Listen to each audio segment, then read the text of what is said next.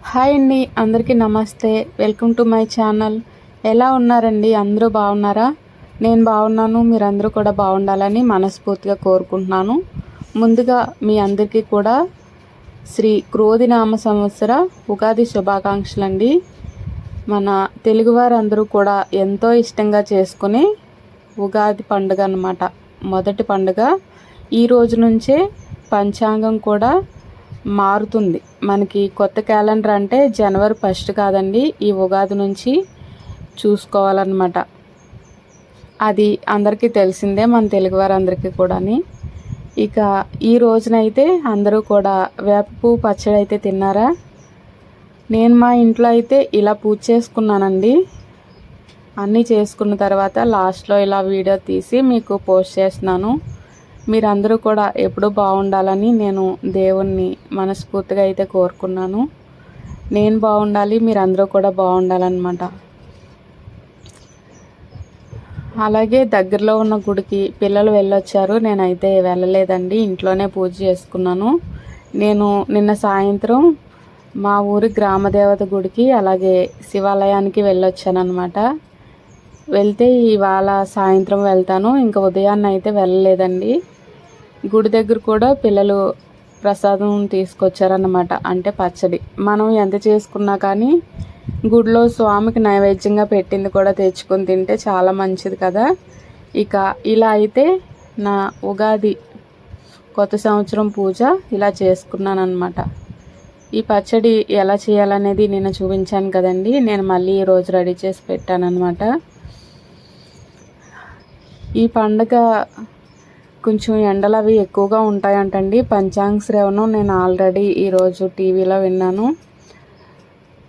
ఇంట్లో కూడా పిల్లలకి పెద్దలకి కూడా అధికంగా కోపతాపాలు ఎక్కువగా ఉంటూ ఉంటాయంట. వాటిని మనం అదుపు చేసుకుంటూ ఉండాలి. అదుపు చేసుకోవడం అంటే మనకు మనంగా ఏమీ చేసుకోలేమండి. ఎక్కువ దైవభక్తితో ఉండాలి ప్రతి ఒక్కరూ కూడాని.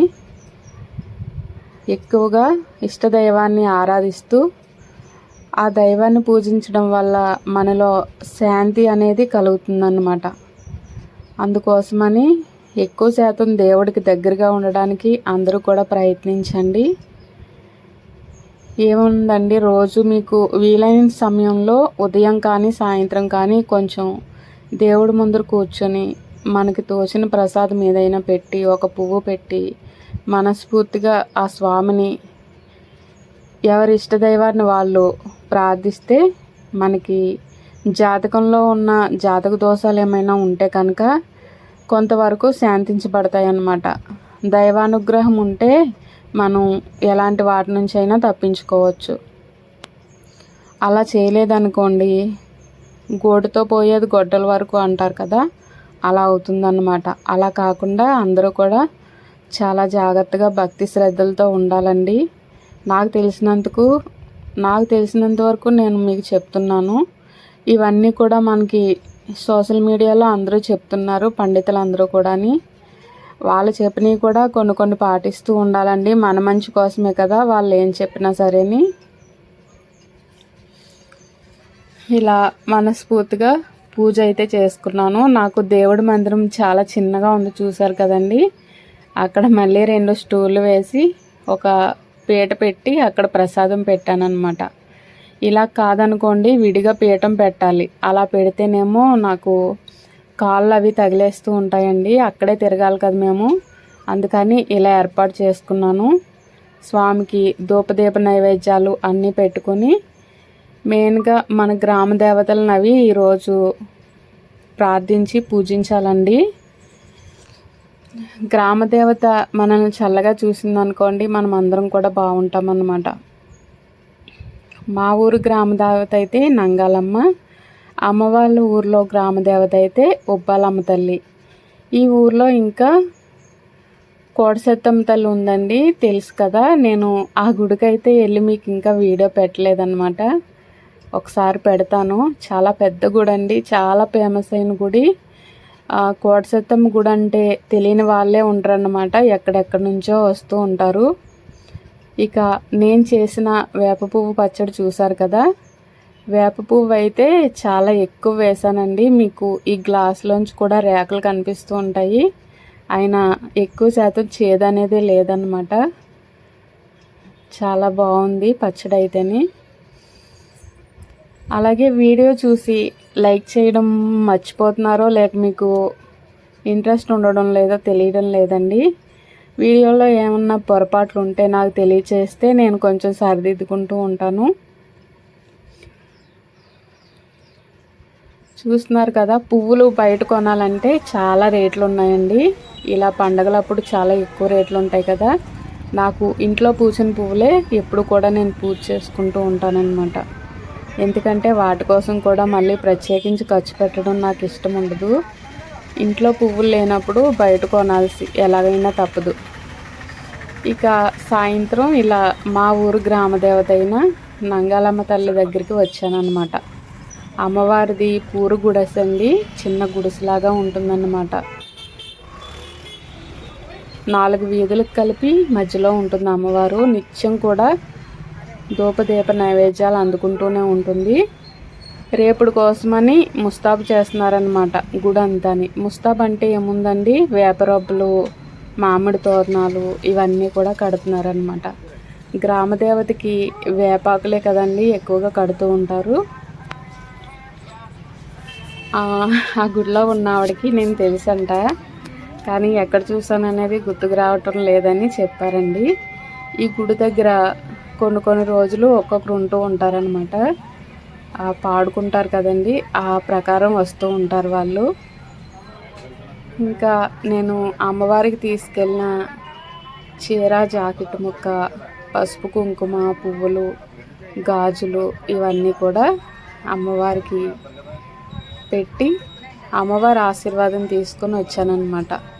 ఇప్పుడైతే అమ్మవారు అలంకారంలో ఏమీ ఉండదండి, ఎందుకంటే బాగా సాయంత్రం అయిపోయింది కదా.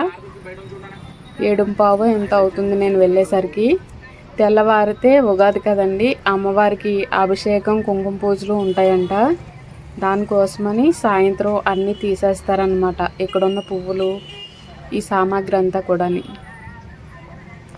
ఇక నేనే లాస్ట్ వెళ్ళానని అనుకున్నాను గుళ్ళోకి. అలాగే ఈ గ్రామ దేవతకి అటుకులు బెల్లం కూడా చాలా ఇష్టమంటండి, ఎవరో చెప్తే విన్నాను నేను. అటుకులు బెల్లం కూడా పట్టుకెళ్ళి అమ్మవారికి ఇచ్చి వచ్చానమాట.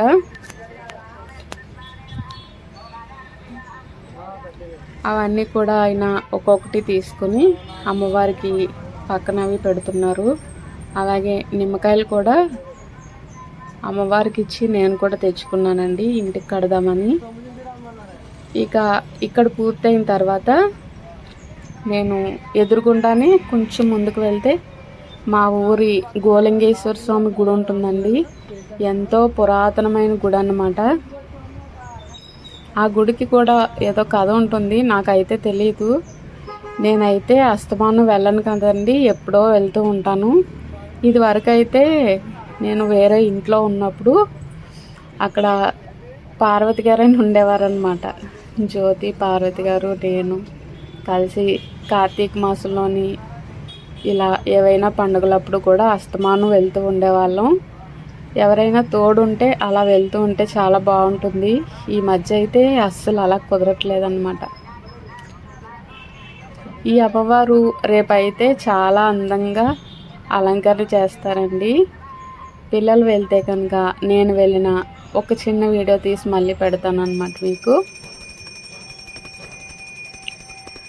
ఇక్కడ పూజ బాగా చేశారు కదా అని మొత్తం తీసానండి. వీడియో లెంత్ అవుతుందని అనుకోకుండా చూడండి. గ్రామదేవత అంటే ఒక్క ఊరినే కాదండి, ప్రతి ఒక్కరిని కూడా దీవిస్తుంది, చల్లగా చూస్తుంది. వీడియో చూస్తున్న మిమ్మల్ని కూడా అమ్మవారు చక్కగా చూస్తారన్నమాట. మనకి ఆపదల్లో ఆదుకునే దేవతలు గ్రామదేవతలండి. గ్రామదేవతలను ఎప్పుడూ మర్చిపోకూడదన్నమాట. ఇక అక్కడ నుంచి శివాలయానికి వచ్చానండి. చెప్పాను కదా గోలింగేశ్వర స్వామి గుడి అని. ఇదేనండి, చాలా పెద్దగా ఉంటుంది. సాయంత్రం ఉదయం కూడా దర్శనానికి చాలామంది వస్తూ ఉంటారు. ఇప్పుడైతే మేము అక్కడి నుంచి ఇక్కడికి వచ్చేసరికి 8:30 అవుతుందన్నమాట. ఇంకా కడుగుతున్నారు అన్నీ కూడాని. వీళ్ళు కడిగిన తర్వాత ఈ గుడి కూడా క్లోజ్ చేస్తారనమాట. ఉదయానికి అన్నీ సిద్ధం చేయాలి కదండి, మనం వస్తూ పోతూ ఉంటే వాళ్ళకి పనులు అవ్వవు కాబట్టి ఇంకా గుడి మూసేసే సమయం అవుతుందన్నమాట. ఈ శివయ్య మీద ఇది వరకు నీళ్లు పడుతూ ఉండేయండి, ఇప్పుడు ఆపేసినట్టున్నారు. కొంచెం పెద్ద విగ్రహం, చాలా బాగుంటుందన్నమాట. చూసారా, అందరూ కూడా ప్రదక్షిణలు చేయడానికి చండీ ప్రదక్షిణ అవి ఉంటాయి కదా, వాటికి అది అనుకూలంగా ఈ గుడి చాలా బాగుంటుందండి. ఇక్కడ ఉదయం పూట అయితే చాలా ఎక్కువ జనం ఉంటారు. నేను వెళ్ళింది సాయంత్రం కూడా కాదండి, రాత్రి కదా, అంటే దగ్గర 8 అయిపోతుంది అనమాట. అందుకని ఇప్పుడైతే తక్కువ ఉన్నారు, ఒక 10 మంది ఉన్నట్టున్నారనమాట. మేము ఇదంతా కూడా చూసుకొని ప్రదక్షిణ చేసుకొని స్వామివారికి కొబ్బరికాయని నివేదించి లోపలికి వెళ్ళి దండం పెట్టుకున్నాము. కానీ లోపల వీడియో తీయొచ్చో లేదో అని ఆగిపోయాము. దర్శనం చేసుకున్నాక ఈ గుడి ఆవరణలోనే కొద్దిసేపు కూర్చున్నానండి. నేను గుడికి వెళ్ళక వెళ్తాను కదా, వెళ్ళానంటే త్వరగా రాబుద్ది కదనమాట. అక్కడే కూర్చుని ఒక అరగంట ఆ శివనామస్మరణ చేసుకుంటూ ఇలాగా కూర్చున్నానన్నమాట. ఇక్కడ కింద కూర్చోలేని వాళ్ళ కోసమని స్టూల్స్ కూడా వేశారండి. పెద్దవాళ్ళు అది వస్తారు కదా, శివయ్య గుడి కంటే ఇంకా అందరూ వస్తారు, వాళ్ళందరూ కూడా కూర్చొని ప్రశాంతంగా ధ్యానం చేసుకోవడానికని స్టూల్ కూడా వేశారనమాట. ఇక శివయ్యకి ఎదురుగుండా ఉండే నంది చాలా పెద్ద సైజులో ఉంటారండి. నందీశ్వరుడు కొంచెం పక్కగా చూస్తున్నట్టుగా ఉంటారన్నమాట, నిదానంగా ఉండరు ఈ గుడిలోని. ఈ గుడికి కూడా చరిత్ర ఉంటుందండి, నాకైతే తెలియదు. ఎంతో పురాతనమైన గుడుల్లో ఇది ఫస్ట్గా వస్తుందంటండి. పంతులు గారిని అడిగితే చెప్పేవారేమో, తీనేస్తారో లేదా అని నేను కొబ్బరికాయ కొట్టి దర్శనం చేసుకొని వచ్చేసి కూర్చున్నానండి. కూర్చున్నాక మళ్ళీ కొంచెం ఖాళీగా ఉంది, ఎవరో లేరు కదా అని లోపలికి వెళ్ళి అడిగాను అనమాట. వాళ్ళని అడగకుండా తీయకూడదు కదా, అడిగితే తీసుకోమ్మా అన్నారు. అంటే యూట్యూబ్లో పెట్టడానికి అది అని వాళ్ళకి తెలియదు, నేనే చెప్పాను తీయమ్మ పర్వాలేదంటే మళ్ళీ స్వామివారిని క్లారిటీగా తీసానమాట. ఈ గుడి ఆవరణ అంతా అస్సలు ఖాళీ ఉండదండి. నందీశ్వరుడు చూసారా ఎంత పెద్దగా ఉన్నారో, చాలా బాగుంటుందండి ఈ గుడి అయితేనే. ఇక ప్రత్యేక రోజుల్లో అయితే, పూజల సమయంలో అయితే క్యూ లైను బయట నుంచి రోడ్డు వరకు ఉంటుందన్నమాట, అంతగా ఉంటుంది. నేను కిందే కూర్చున్నానండి. మనకి వీలైన చోటు కూర్చోవాలన్నమాట. స్టూల్ ఉంది కదా, స్టూల్ మీద కూర్చోవడం ఎందుకని, మనం కింద కూర్చోగలం కాబట్టి కూర్చోవచ్చు. ఇంకో శివాలయంలో లోపలికి వెళ్ళగానే మనకి ఫస్ట్ ఎడమ చేతి వైపు ఇలా రాతి విగ్రహంతో వినాయకుల వారు ఉంటారండి. వినాయకుడి పైన పెద్ద అద్దం ఉంటుంది, అద్దంలో ఎదురుకుండా అమ్మవారు కనిపిస్తారు. కానీ సగం మెస్ వేసి ఉంచారనమాట, అంటే మూసే టైం అవుతుంది కదా, అందుకని అమ్మవారు సరిగా కనిపించలేదు. ఇక ఈ శివయ్యకి అయితే పేరు గోలింగేశ్వర స్వామివారండి. రుద్రాక్షలతో కప్పబడి ఉంటారు ఎక్కువ శాతం ఈ స్వామివారు. ఏదైనా పర్వదినాల్లో వచ్చినప్పుడు మీకు అది కూడా చూపిస్తాను ఒకసారి. ఈ అమ్మవారు చూడండి ఎంత అందంగా ఉన్నారో. ఇక్కడ నిత్యం కుంకుమార్చన జరుగుతూ ఉంటుందండి.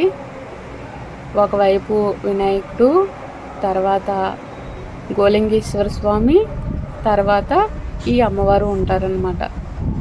గుడి అయితే చాలా బాగుంటుందండి.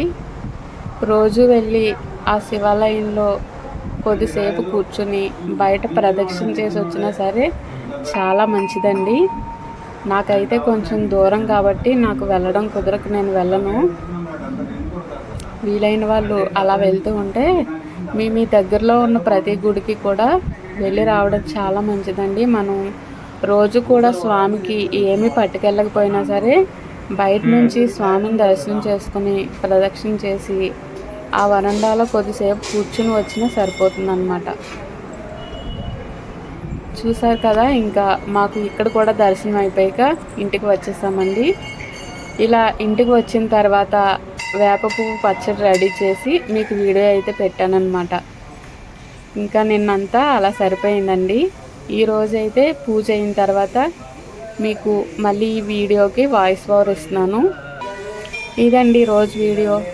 ఎలా ఉందనేది కామెంట్ బాక్స్లో తెలియచేయండి. అలాగే వీడియోని పూర్తిగా చూసాక లైక్ చేయండి. ఇక్కడ ఒక ఆయన పాట పాడుతున్నాడండి. చాలా అందంగా ఉంది కంఠం అయితేని. మీకు సైడ్ వినిపిస్తూ ఉంటుంది. ఈ శివాలయంలోనే కాలభైరవ స్వామి కూడా ఉంటారనమాట. ముందు ఈ కాలభైరవుని దర్శించుకుని తర్వాత శివాలయానికి వెళ్ళాలంట.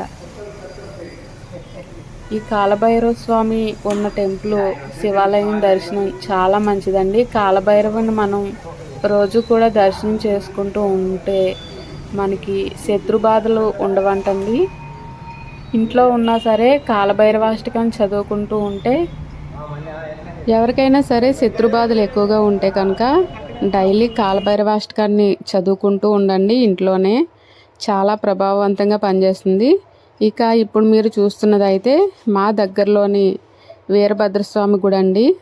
ఇక్కడ విఘ్నేశ్వరుడు, పరమేశ్వరుడు, భద్రకాళి సమేత వీరభద్రస్వామి, అలాగే సుబ్రహ్మణ్యేశ్వర స్వామి కూడా ఉంటారు. ఇక్కడ వేప పువ్వు పచ్చడి కూడా తెచ్చారండి. మా పిల్లలు వెళ్ళారనమాట. ఈ స్వామిని కూడా మీకు ఈరోజు దర్శనం చేయించాను. ఇప్పుడు ఖాళీ అయిందండి. అంటే కొంచెం ఎండకు వెళ్ళారు, లేదంటే చాలా ఎక్కువ జనం ఉంటారనమాట.